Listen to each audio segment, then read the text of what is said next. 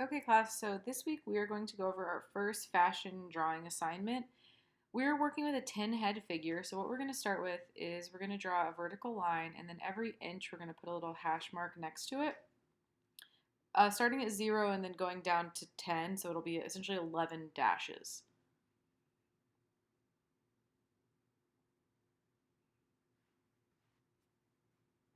So I'm numbering these from 0 to 10 to make it easier for us to follow when it comes to all of our drawings. We're going to create this figure along this 10 head shape, and then we'll repeat this to a couple different poses. So from 0 to 1, I'm going to start with the head, drawing kind of an oval shape. I want more of a rounded top of the head and then a little more of a shaped chin. And then in between 1 and 2, right in the middle, I'm going to draw a dash and a horizontal line that's going to be 1.5 inches wide. And this is going to represent the shoulders. So the two ends, a half an inch or 3/4 of an inch on each side. That's going to be one shoulder for each side. Next, I'm going to do the waist. The waist is going to go at 3. And the waist is going to be 1 inch wide. So you can see the shoulders are wider than the waist, as they should be. And then I can go ahead and connect these lines here.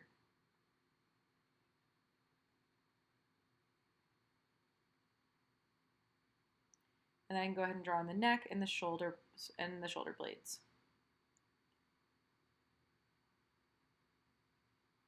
Next, I'm going to draw the hips and the crotch. The crotch goes at 4 1/3, and the hips are going to be 1.5 inches wide. So the hips are the same width as the shoulders. So now you can start to see it has she has like a shaped little waist and then curved hips and wide shoulders.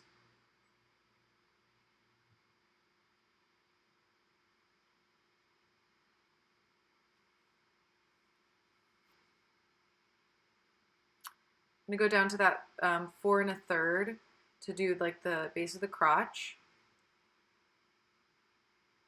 And now I'm also going to draw in sort of the center of the leg to get the shape right to the leg. And then the knee is going to end up going at 6.5, so right in between 6 and 7.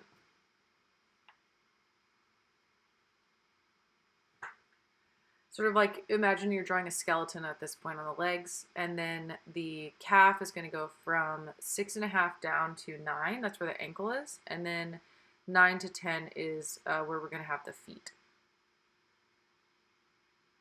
And then we'll go ahead and draw the upper arm, which the waist, it creates kind of a soft curve from the elbows to the waist, are sort of right all at the same level. And then the wrists are all at the same level with the crotch. So here's my upper arm, elbow. There's my lower arm, level with the crotch.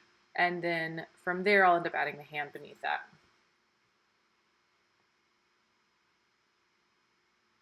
Adding in a little shaping for the legs now that I've established where they go.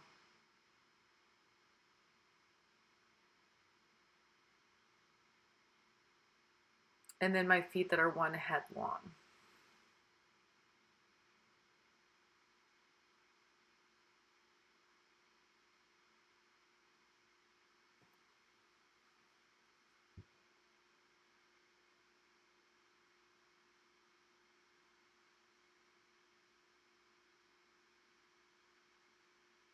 So last, I'll fill in the arms, get a little detail and fullness, and then add the hands.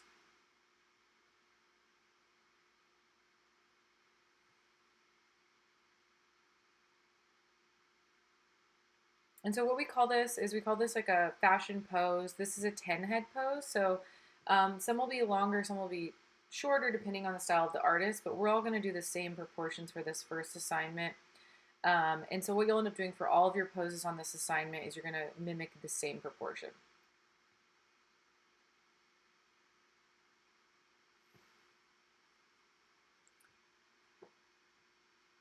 And when you turn in your assignment, I don't need you to erase any of these lines. I want to see them in there. I want to see that you did the correct proportion. So don't erase them. You can do like me if you want, and I'm going to draw a dark line on top of my drawing just to bring in that detail, kind of like I talked about.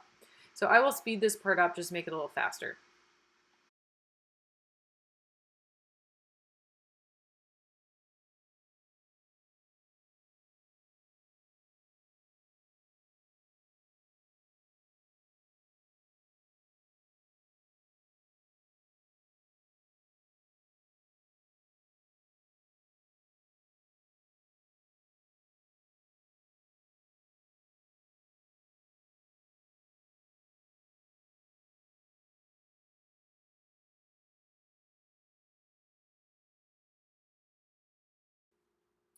Okay, so I'm going to draw the first pose from your drawing assignment.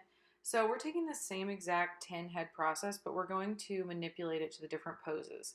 That first one is pretty easy, but this one gets a little bit harder. So we'll start with the same steps, drawing 10 notches on the page, or actually 11, and then we'll number them 0 at the top all the way down to 10.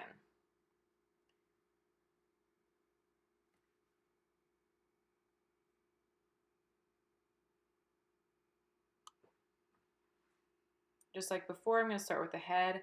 I'm looking at my image the entire time, kind of making observations about it. Her head is really straight up and down, but they won't all be like that. Some of the poses will have much more exaggerated, head angles. They'll be slightly turned. But for this one, she's looking pretty straight up and down. So my head's going to be just like it was before. It's going to be vertical. Her shoulders are ever so slightly angled. The right shoulder we're looking at is higher than the left shoulder. So I ended up angling that line very slightly to exaggerate the shoulders a little bit. It's a really, really subtle difference, but it's important. Just like before, 1.5 inches wide for the shoulders. I'm going to place the waist again at 3. The waist is 1 inch wide. So just double checking on my ruler to make sure it's correct. Connecting the shoulders to the waist.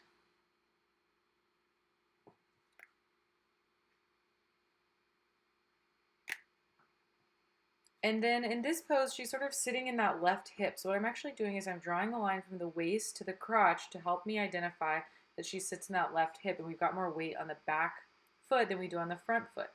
So this time, my legs are going to take on a little bit of a different shape. If you look at her picture pretty closely, she sits on that back hip and then has her right leg open. And so I made the leg space a little more open on the right side to allow for that leg to be turned open like that.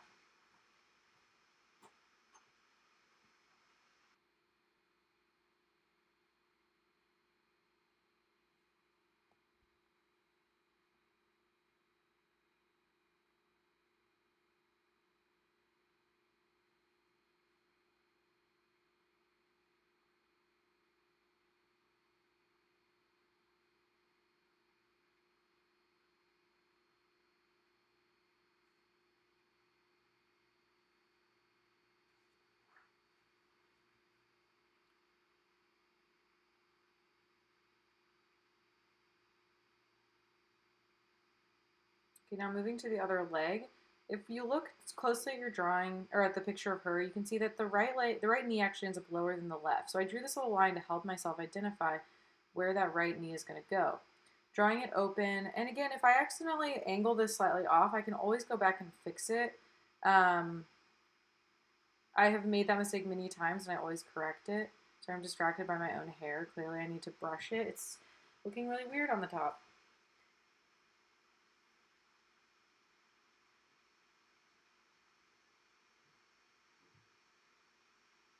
It's sort of like a spider on my head. See, you can see as I'm looking back and forth, I have my computer right next to me, and I'm constantly looking back at the image of this model to help me get all of the details correct. It's when we get distracted and we just start drawing what we think what's happening in the image without looking at it that we get off. So always go back and check your image. A lot of times if you've just been drawing, you'll finish your drawing and you'll realize this doesn't look anything like the actual pose did. So always be attentive and paying attention to what the drawing actually looks like, and adjust as you go. It'll end up saving you a lot of time. You'll never have to redo an entire drawing, just fix little parts of it. All right, so I'm going to move on to the hands, the arms, and the elbows. And again, our elbows live right about at the level of our waist on kind of a soft curve. So I'm going to draw the elbow, and then the wrists are level with the crotch. So I'm going to draw a level there too to match where the crotch level is.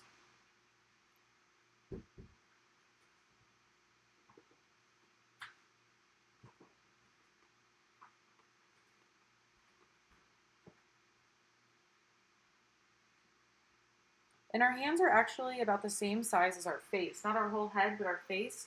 And so when many people early on make the mistake of drawing the hands too small, so don't be afraid to exaggerate the hands. You probably still won't make them too big.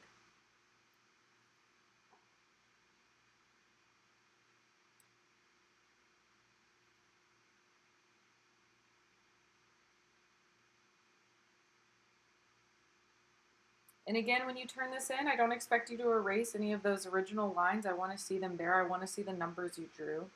I'm going to go back and I'm going to draw on top of this with my softer pencil to bring back the detail.